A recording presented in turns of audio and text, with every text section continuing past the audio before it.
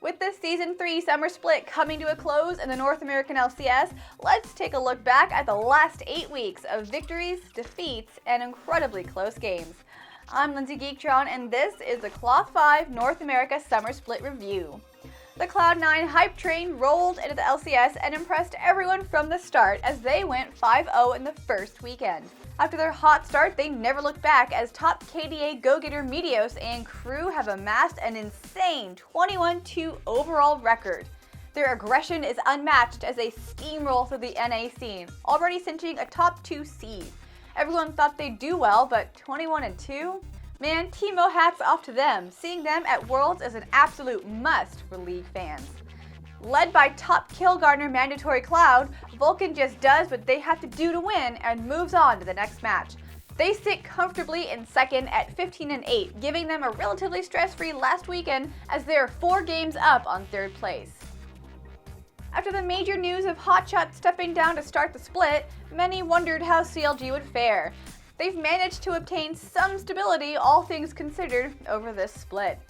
Now with Neon manning the top lane, and we mean manning, CLG have more threats on their team than just All-Star Doublelift and seem to be hitting their stride. CLG sits tied with other mainstays Dignitas and TSM, but with Monte Cristo at their side, they might just have enough to make it all the way. Dignitas hasn't quite met their expectations for the summer split as they sit tied, as previously mentioned, with CLG and TSM. Seemingly, Dig has only stuck out when Yesets or haircuts are involved. Skara and company have slowly learned Baron is never the answer as they look to qualify for Worlds next weekend. The shocker of the split, excluding the Cloud9 dismantling of everything that is anything in front of them forever, is that Spring Split champions TSM are in third place after going into last weekend.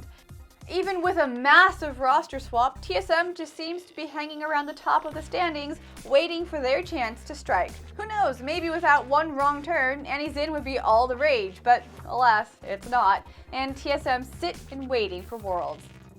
After picking up Edward at the start of the split, Curse looked primed and ready to challenge for first place, but with 1 weekend to go, they find themselves in a fight for their LCS lives. Saint and crew just haven't lived up to the hype, looking lackluster for most of the year. To his credit, Kopp has looked better and better with Edward at his side, and albeit a relatively slim chance, Curse still has a chance at third and making it to Worlds.